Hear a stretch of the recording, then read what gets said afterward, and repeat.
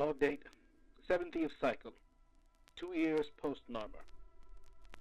My benefactor has requested I log my investigations into potential sightings, stories, or myths regarding Warframes lost in the old war between the Organs and the Sentients. Initially, I assumed this would be a mundane task, but I sorely underestimated the sheer amount of information Nora has been sitting on, waiting for someone dispensable enough to chase a straggling lead. Nonetheless, my first task has led me to the Austrian colony of Cetus on Earth. I generally try to stay clear of the planet by virtue of the Guinea occupation, though the Tenno have assured me that their arrangement with Council of Ahek will allow me safe passage through the planet's orbit. If there's no addendum to this log, assume I am now a corpse orbiting this godforsaken planet. Addendum A, Cycle 71, Year 2 post-Narmer.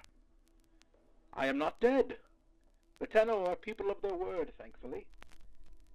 My introduction to Cetus has been quite the culture shock, to say the least. From what I've observed so far, Cetus is home to many fictions turned fact, so it's not surprising that the most credible lead stems from their superstitions. Kamoy, Gara, Revenant, all Warframes with origins based in Cetus and surrounding plains, although the myth I've been asked to investigate is one that's been given no proper name. While many of the Warframes here are treated with the respect and reverence belonging to that of folk heroes, this figure seems to be one the people of this colony dread, a counterpart to their Lady Luck, previously mentioned, an omen of misfortune. Depictions surrounding the figure seem to detail a jovial being, wearing garments of the gestures of time past. A lanky thing, with a heavy box on its back at all times, its floating head roaring with silent laughter, as it plays with all manner of toys and trinkets, wreaking havoc on those beneath him. A god of chaos for the people here, and a boogeyman for misbehaving children to keep them in line. I've never given much credence to idolizing the metal suits. The more I learn about them, the more frightening the Orcan period becomes in hindsight. I will make a second addendum once I have interviewed a few of the locals regarding this particular myth.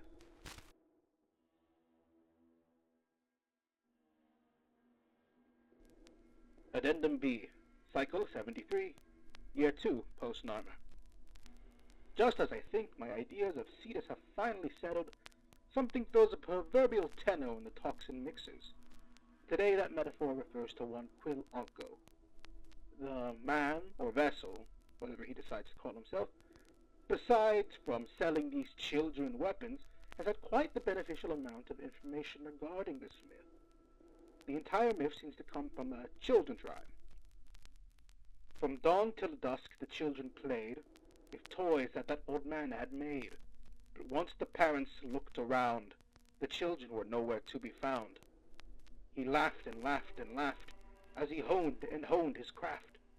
Of the toys in tots with a void imbue, and the sowing of chaos that would ensue. Golden hands wiped at tears as they accepted their worst fears.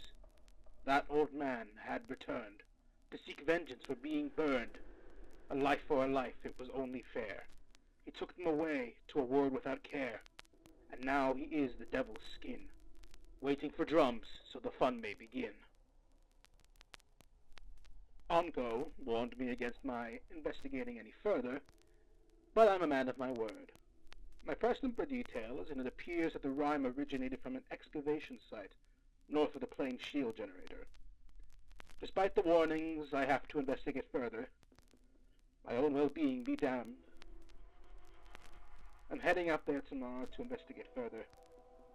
I will attempt to record the process for your listening pleasure.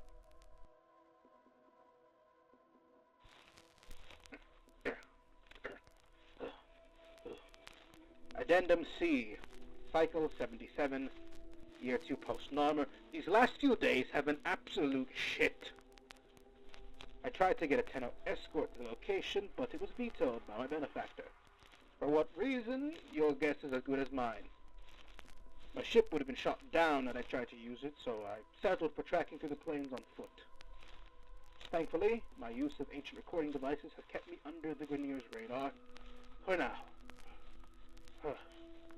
I'm coming up with the site specified right now. What? This is it? Oh, for fuck. I walked all this way for a broken archway? That would have been good to know, Unco.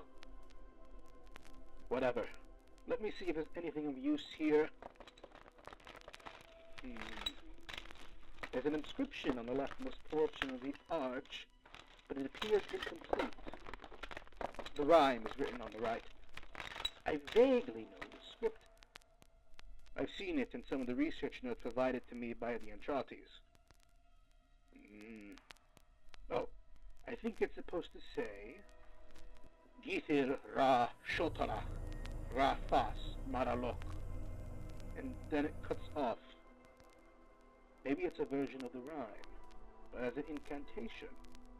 If so, then Devil's Skin Ubak Zata. The full phrase would then be Githir Ra Shotara Ra Fas Maralok. Oh, shit! Gah!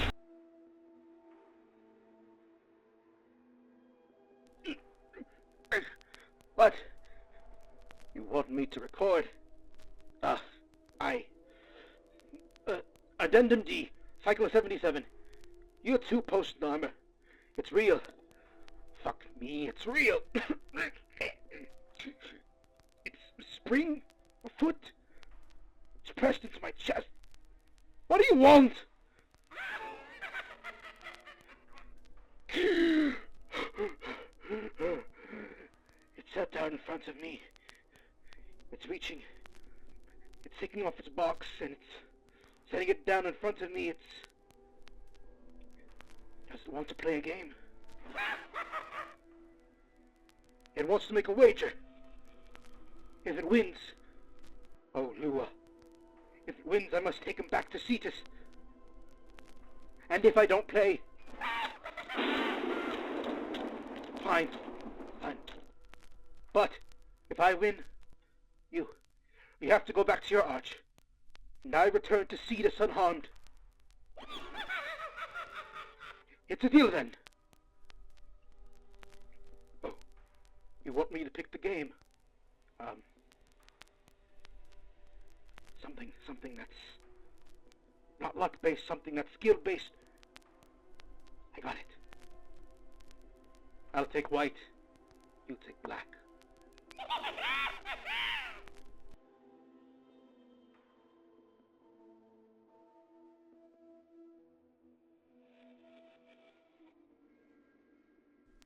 Addendum E, Cycle.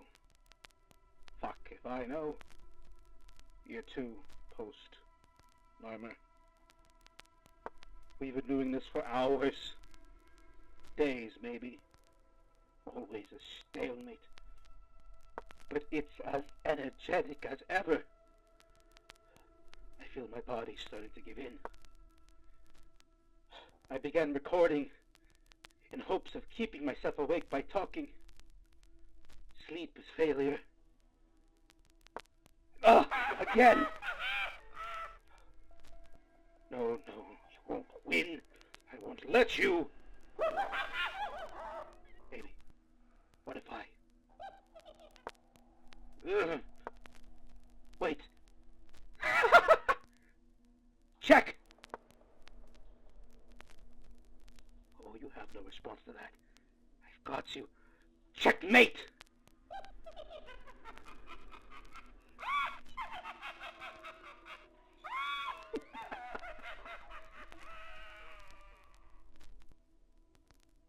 I did it. I did.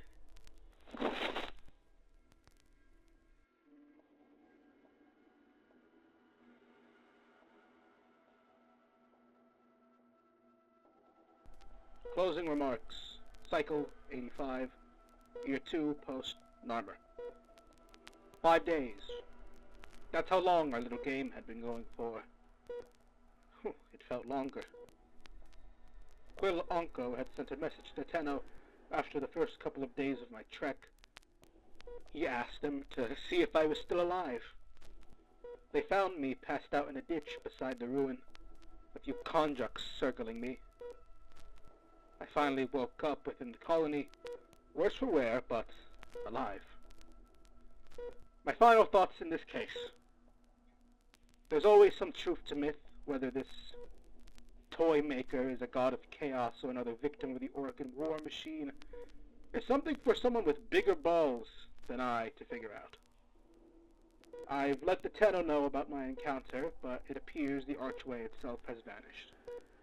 My running theory is that it's connected to the void, hence the void tongue, and will relocate to another point in space-time, likely around a populated area. Regardless, I am moving on to the next case. Hopefully, that one is not as exciting. I have attached a doodle of what the Warframe looked like in my report, so there's some visual reference to compare with the current depictions. This has been Entry 001, designation of Toymaker. Dr. D.O. signing off.